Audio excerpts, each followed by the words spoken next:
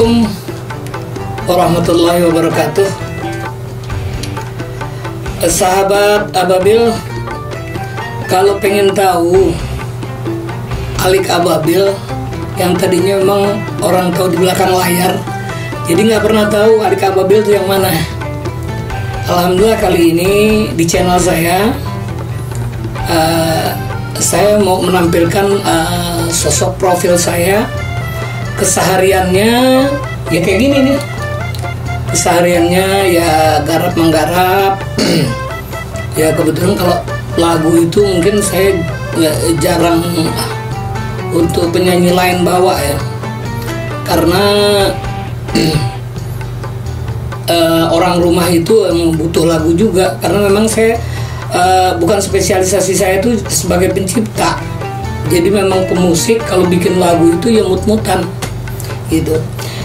Makanya sahabat Ababil, kalau yang belum kenal Alik Ababil, ya saya alhamdulillah sehat walafiat gitu. Bagaimana teman-teman di sana? Saya mau berbagi cerita nih sebetulnya. Berbagi cerita tentang awal saya bermusik.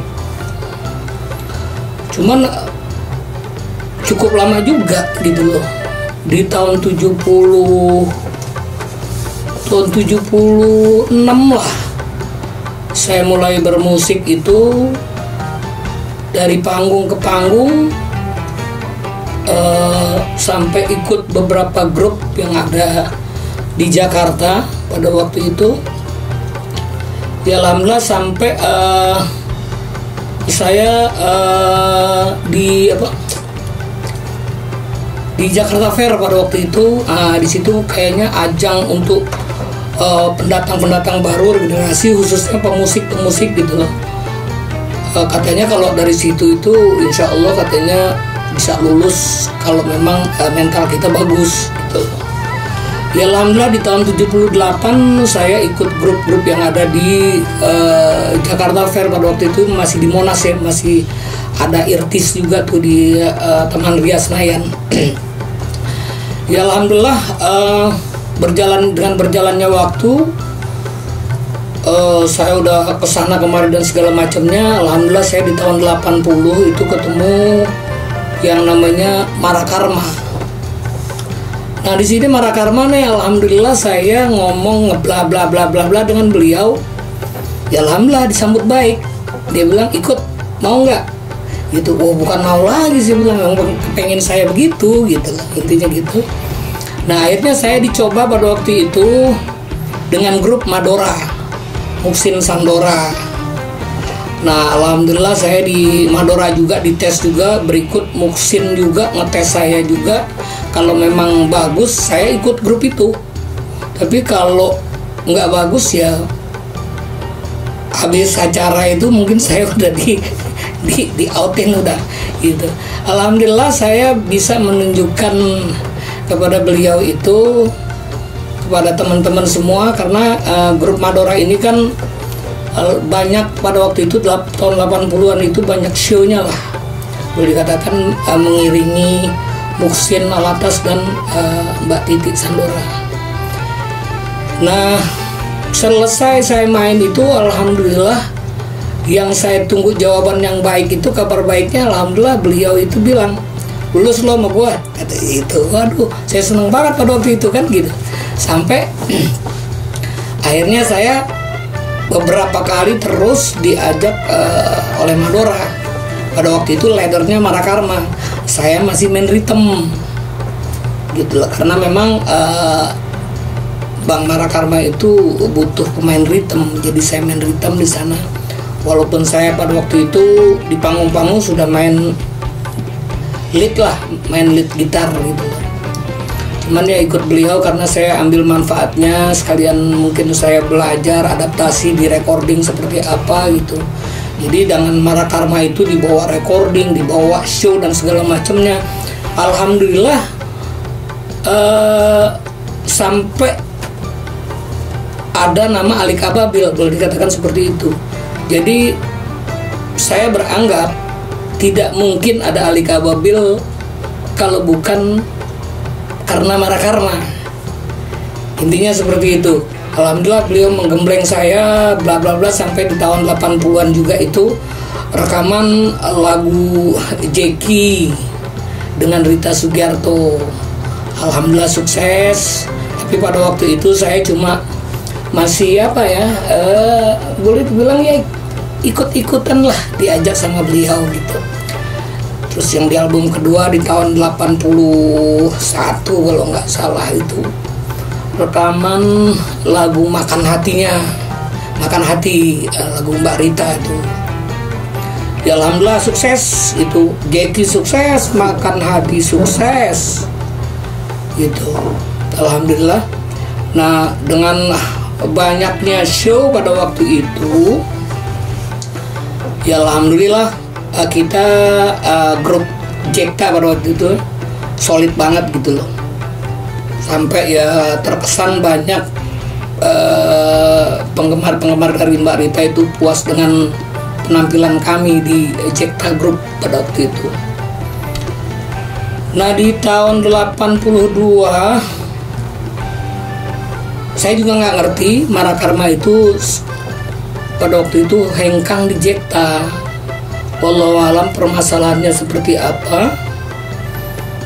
Dia lagi banyak show lagi kan, beliau tuh nggak tahu punya unek-unek seperti apa, wallahu alam. Tapi yang jelas sampai sekarang sampai waktu beliau masih hidup ya, waktu beliau masih hidup itu baik kok hubungan dengan Mbak Rita, dengan Mas Jeki itu baik gitu loh.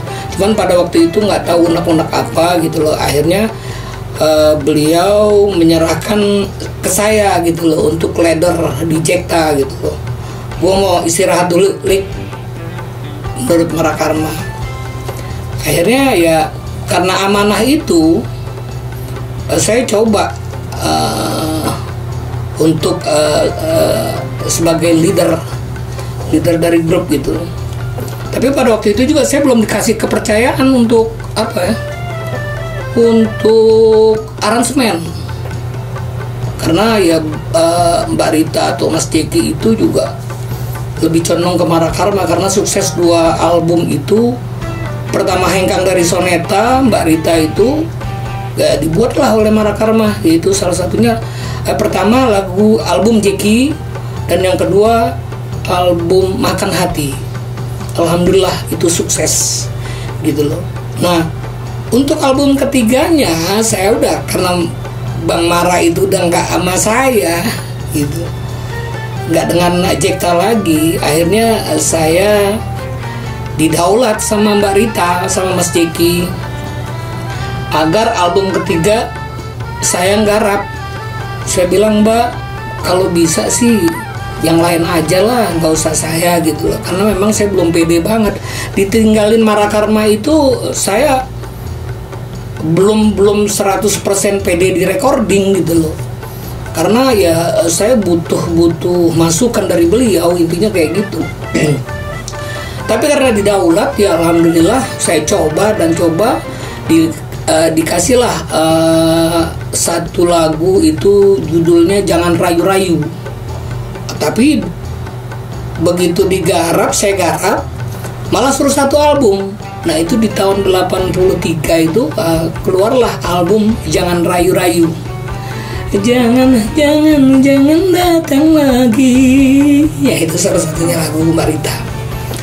Nah itu show juga makin banyak. Alhamdulillah sukses album itu juga. Pertama saya mengarrange, sukses alhamdulillah gitu loh. Nah album berikutnya di tahun 84 saya juga harus menggarap juga. Saya pikir yang lain gitu, nggak usah saya lagi dah gitu. Karena saya masih coba-coba pada waktu itu. Tapi ya beliau Mas Jeki atau Mbak Rita itu, udah kamu aja, ngapain yang lain, udah coba aja kamu gitu, dibilang gitu. Akhirnya ya coba saya mengarrange, dikasih pada waktu itu lagunya Hello Dangdut di tahun 8. Alhamdulillah booming sampai sekarang, kedengeran lagu itu nggak pernah hilang di mata penggemar dangdut. Alhamdulillah lagu Hello Dangdut itu ya sampai sekarang lah masih disukai, diminati di panggung-panggung. Ya alhamdulillah dengan berjalannya waktu akhirnya saya dipercaya pada waktu itu oleh salah satu perusahaan rekaman di Jakarta, suruh menggarap pada waktu itu di Ispiska di tahun 84 itu. Di tahun 84 saya bikin Ispiska, tapi harus minta lagu saya. Loh, saya ini bukan pencipta, saya bilang gitu. Nah, salah satu teman pada waktu itu, beliau itu penyiar radio pada waktu itu. Allah yarham, orangnya udah nggak ada ya. Mudah-mudahan Allah ampunin dosanya. HB Faisal namanya.